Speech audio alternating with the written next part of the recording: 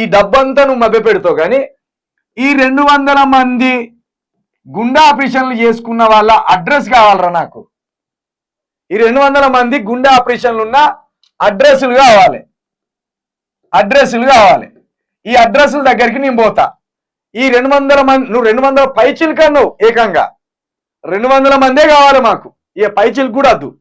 ఈ 200 మందిలో నువ్వు 200 మందికి గుండె ఆపరేషన్ చేస్తే, ఇప్పుడు బీఆర్ఎస్ అభ్యర్థి రాకేష్ రెడ్డి ఉన్నాడు కదా, ఆ రాకేష్ రెడ్డి దగ్గర పోయి కాళ్ళ మీద పడతా నేనే. పడి అన్న మీరు అక్కర్రారు ఇగో ఈ 200 మంది గుండె ఆపరేషన్ చేయించిందంటే వీడు ఎంత గొప్ప మానవతావాది అయి ఉండాలి. వీడు సొంతంగా జీతగాడైనప్పటికీ వాళ్ళ ముడ్డిగాడిగో వీళ్ళ ముడ్డిగాడిగో వాళ్ళ కాళ్ళు పట్టుకోను వీళ్ళ కాళ్ళు పట్టుకోను వీడు ఈ 200 మంది గుండె ఆపరేషన్లు చేయించిందట. ఇగో ఇంతమందికి నాకు సజీవ సాక్ష్యంగా ఈ 200 మంది కనబడతాను. ఇగో వీళ్ళందరినీ, అరే నీకు దమ్ముంటిగా 200 మందిని ఒకేసారి నీ మీడియా ముందుకు తీసుకురా. 200 మందిని, ఇంకోటి వాడికి కాస్త కూస్త పేరున్నది కాబట్టి ఒటికనే 200 మందిని తీసుకొస్తాడు.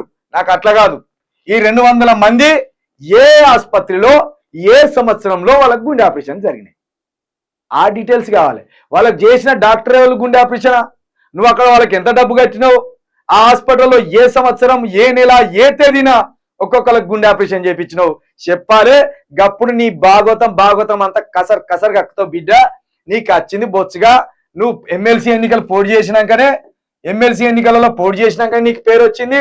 అంత తిప్పి కొడితే నీకు 2 ఏళ్ళు కాదు నువ్వు ఈ ప్రజలకు తెలిసి ఈ 2 ఏళ్లలో 200 గుండె ఆపరేషన్ చేయించిందట. ఎవరిని నమ్మడానికి రాను అట్లా. ఈ 2 ఏళ్ళేరా నువ్వు 2021లో నువ్వు ఓడిపోయినావు ఎమ్మెల్సీగా ఏప్రిల్లో. 2021 ఏప్రిల్, 2022 ఏప్రిల్, 2023 ఏప్రిల్, 2 సంవత్సరాలు. ఇక ఇది 3 సంవత్సరాలు. 3 సంవత్సరాలు రా. 3 సంవత్సరాలల్లా నువ్వేమంటున్నావురా? పరాణం క్యూ న్యూస్ ఆదాయం 2 కోట్లు అన్నావు. అంటే 6 కోట్లే కాదురా మరి 3 సంవత్సరాలకు కలిపి. నువ్వన్న లెక్కేసినావు కూడా 3 సంవత్సరాలు కలిపి 6 కోట్లే కదా. మరి 6 కోట్లలో 200 గుండె ఆపరేషన్లు అంటే ఇక్కడనే 5 కోట్లు అయిపోతాయి కాదురా. ఎంత అవుతుంది తమ్ముడు చూడు ఒకసారి. 4.5 కోట్ల. ఆ 4.5 కోట్లు ఇక్కడనే అయిపోయినాయి. అంటే ఇప్పుడు 1.5 కోటి ప్రభుత్వానికి ఇచ్చినావు. అంటే ఇక నీ దగ్గర ₹1 ఉండద్దు. మరి మీ అఫిడవిట్ లో ఇంకా 50 లక్షలు ఎట్లున్నాయి నీకు? అక్కడ హరిహర కళాభవన్ లో నీకు 3 కోట్లు పెట్టి బిల్డింగ్ ఎట్లా కట్టినావు? లెక్క చెప్పురా లెక్క. నువ్వు నాకు దొరకాల బిడ్డ. నేను చెడుగుడు ఆడుకుంటా. నీకు దమ్ముంటే నాకు ఇంటర్వ్యూ ఇరా. నీకు దమ్ముంటే ఈ లెక్కల మీద ఈ 200 మంది గుండె ఆపరేషన్ల మీద పర్ ఏమంటాడు వీడు?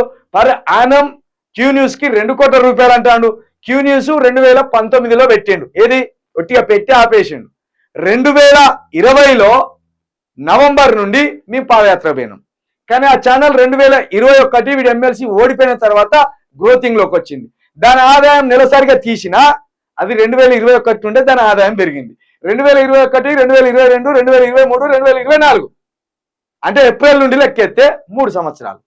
3 సంవత్సరాలు సంవత్సరానికి ₹2 కోట్ల అయినా 6 కోట్లు. నువ్వు 200 మందికి గుండె ఆపరేషన్లు అంటే అవి 5 కోట్లు. అంటే ఈ 200 మంది గుండె ఆపరేషన్లు ఎవరికి చేయించినావు? వాళ్ళ అడ్రస్సులు ఏంది? ఈ 6 కోట్ల రూపాయలు నీ జేబులకు పోయినావా? లేకపోతే వేరే ఓనర్ ఉన్నాడా? ఇలా ఏం జీతాలు ఇవ్వలేదా? వచ్చిన పైసలు వచ్చినట్టు ఇట్లా నెట్టుకొచ్చినావా? మెయింటెనెన్స్, ఆఫీస్ మెయింటెనెన్స్ ఉంటుంది, ఉద్యోగస్తులకు జీతాలు ఉంటాయి, లేకపోతే బండ్లలో పెట్రోల్ పోసుకొని పోయేది ఉంటుంది, ఇవన్నీ ఉంటాయి. నువ్వు తినేది ఉంటుంది, నువ్వు తాగేది ఉంటుంది, నువ్వు ఏరిగేది ఉంటుంది, ఇన్ని ఉంటాయి. దీంట్లో ఇన్నిట్లా ₹1 కోటి పైన 5 కోట్లు నువ్వు గుండె ఆపరేషన్లకి చెప్పి ఎట్లా రా మళ్ళీగా? ఎవరిని నమ్మిస్తానో రా నువ్వు? ఎట్లా నమ్మిస్తానో ఎవరిని నమ్మిస్తాను? నువ్వు అక్కడ ఉండగానే ఈ ఎడ్డి గొర్రెలు సప్పట్లు కొడతాయి. ఇగో ఇక సప్పట్లు కొట్టు.